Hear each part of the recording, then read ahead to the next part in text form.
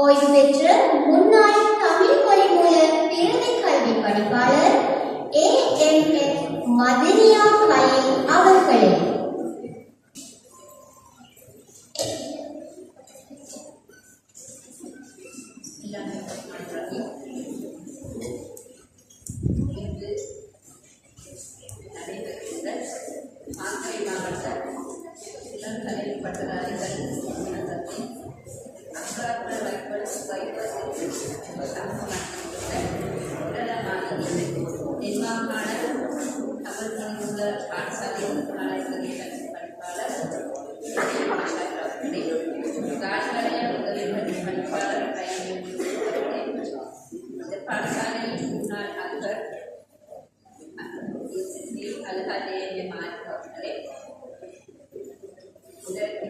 பிரதம பேச்சாளராக சமூகம் அளித்துள்ள கலாநிதி பிரபுதேஸ்வரன் அவர்களை அரபா தேசிய பாடசாலையின் பிரதி அதிபர் அவர்களை ஏனைய பாடசாலைகளின் அதிபர்களே பிரதி அதிபர்களே விசேஷமாக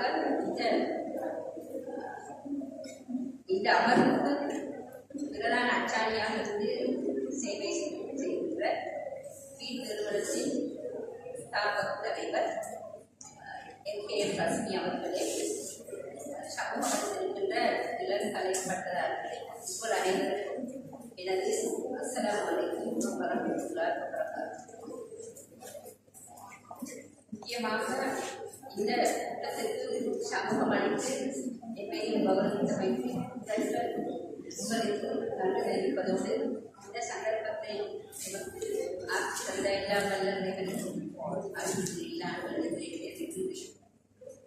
இந்த வேளையில் ஏறி உங்களை பார்க்கின்ற போது சுமார் 40 வருடங்களுக்கு முந்தைய 40 வருடங்களாக இருக்க வேண்டும் எமது பல்கலைக்கழக வாழ்வு கொஞ்சம் ஞாபகம் வருது.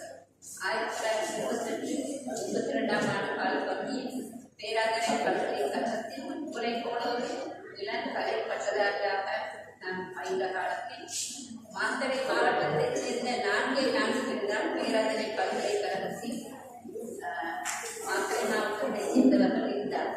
அதில் 2 பேர் கலை பீடத்திலும், ஒருவர் பொறியியல் பீடத்திலும், அடுத்தவர் விவசாய விஞ்ஞான பீடத்திலும் நாங்கள் கல்வி கற்றோம்.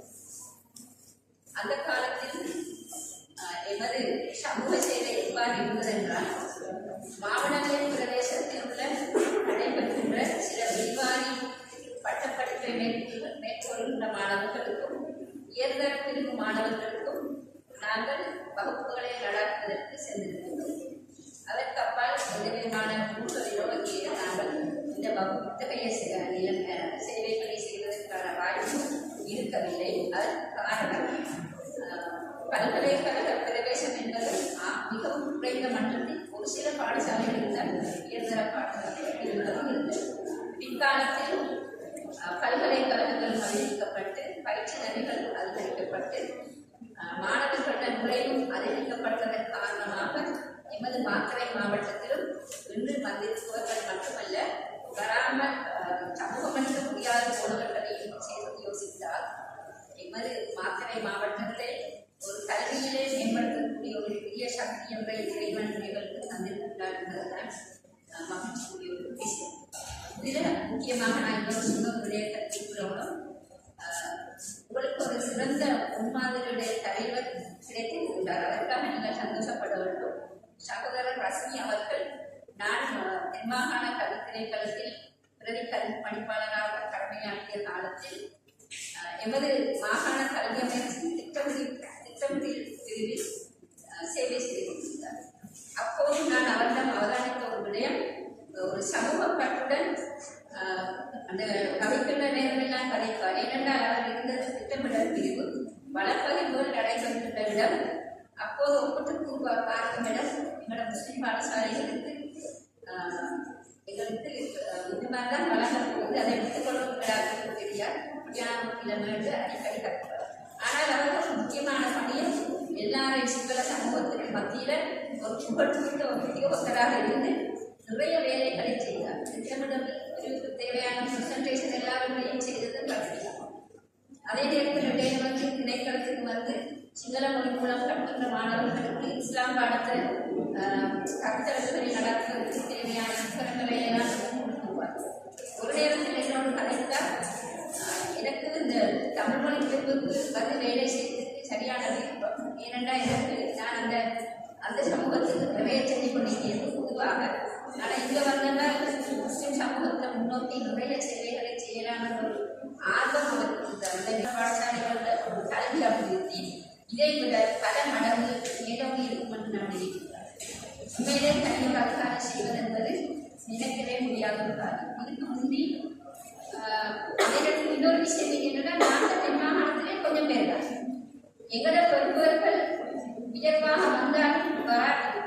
சிங்கள மொழி மூலம் பாடசாலை மாணவர்களுக்கு ஊக்கமளிப்பதன் மூலம் தென் மாகாணத்துக்கு மேலே போகிறோம். அந்த நிலைமைதான் ஏற்பட்டு நான் நினைக்கிறேன் கடந்த 7 வருடங்களாக இதுக்கு முந்தி வடமேல் மாகாணம் பெற்றுக் கொண்ட ஓலைகள்ல மாகாணத்தை சிறந்தது வடமேல் மாகாணம்.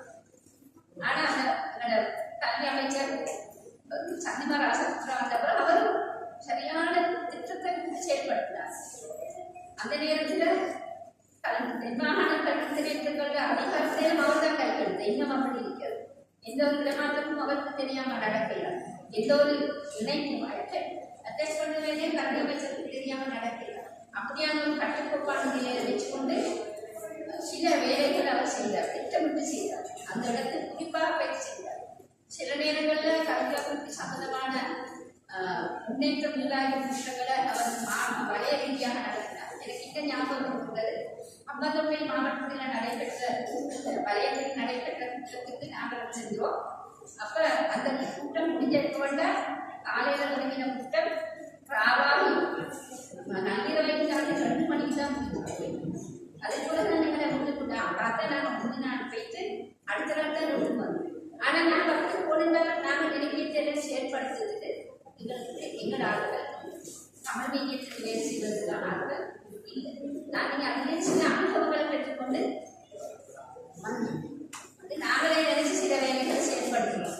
ஞாபகத்தில் கொடுத்தோம் பலவிதமான ஞாபகங்களுக்கு பலவிதமான முயற்சிகளை நாங்கள் செய்திருக்கின்றோம். ஆனால் அதில் விளைவுகள் எங்களுக்கு அதற்கு மேலாக அதனை கண்காணிப்பதற்கான உத்தியோகத்தர்கள் என்று இருப்பார்களா இருக்கிறார். ஆசிரியர்கள் நிலைமை வந்துச்சார். ஆசிரியர்கள் தமிழகத்தில் நான் நினைக்கிற மசாலா ஆசிரியர்களை அவர் ஆசிரியர் ஆலோசகர்களாக பலவாளர்களாக தென்மாகாண கல்வி பணிப்பாளர் அனுமதியோட பெற்று சேவை செய்து கொண்டிருக்கிறார். ஆனால் அவர்களுக்கு அதே பதவியில வேலை செய்ய கிடைக்குமா இருந்தால் அது இன்னும் பெரிய விஷயமாய். அதெல்லாம் ஆசிரியர்களால் பெற்றுக்கொள்ளக்கூடிய பதவி நிலைமைகள் தான். அதுக்கெல்லாம் போட்டி பரீட்சைகள் தான் நடக்கும். எனவே கூட நான் கேட்டுக்கொள்கின்றேன், நாங்கள் இப்படி இதில் அசிரத்தையாக இருந்தோம் என்றால் எங்களை அடிக்க வரவனுக்கு நான் ஒரு தடி கொடுத்து மாதிரி அடிச்சு போவோம். அதுதான் எங்களுக்கு அடிச்சுக்கணும். ஆனால் நான் எல்லாருக்குமே அடிக்கல. அந்த சமூகத்துக்கு முன்னேற்றமான நடவடிக்கை நடக்கிற போது நாங்கள் சும்மாவே சிந்தனைப்பட்டோம். சில பேர் இருந்து கொண்டு மாகாணத்துக்கு அதிகாரியை கோஷம். ஆனால் தனி மனுஷனால செய்ய கஷ்டம். எந்த முயற்சி எடுத்தாலும் தனி ஒருவரால் ஒரு குறிப்பிட்ட அளவுதான் செய்யலாம். அது அவர்கள் மட்டத்தில் செய்வார். ஆனால் அதற்கு எல்லாரும் உதவியும் செய்வது, அந்த உதவி கிடைக்கின்றால் அந்தந்த இடங்களுக்கு அந்தந்த பதவிகளுக்கான முயற்சிகளை நாங்கள் மேற்கொள்கிறோம். அது இன்னொரு விஷயத்தை நான் சொல்ல விரும்புகிறேன். கல்வி நிர்வாக சேவை பொறுத்தவரை இருந்த சேவை குறைமானங்கள் மிகவும் கடினமானவையாக கல்வி நிர்வாக சேவை முதலாம் தரத்துக்கு வருவதற்கு வெற்றிடங்கள் ஏற்படும். அவர் அந்த நேர்முக பரீட்சையில் வெற்றி பெற வேண்டுமாக இருந்தால் 3 வருடங்கள் ஒரு பாடசாலையின் அதிபராக இருந்திருக்க வேண்டும். புத்தகங்களை வெளியிட்டபடி இருக்க வேண்டும். இங்கிலீஷ் பாடத்தில் ஏழவல்ல ஒரு பாடம் பாஸ் பண்ணியிருந்தால் அது விசேஷமான பிள்ளைகள். இப்படி பல கடுமையான நிபந்தனைகளோடு தான் முந்தி அந்த இருந்தது. கல்வி நிர்வாக சேவை 3ஆம் தரத்திலிருந்து 2ஆம் தரத்துக்கு போகிறதுக்கு 10 வருஷங்கள் காத்திருக்கோம். வெறும் சேர்த்து 10 வருஷம் இருக்கோம். ஆனால் இப்போ நான் நினைக்கிறேன் சரி 17 வருஷமே 7 வருஷமா குறைக்கப்பட்டோம். 7 வருஷம். அதே போல 2ஆம் 3க்கு போறா அந்த 3ஆவது போறா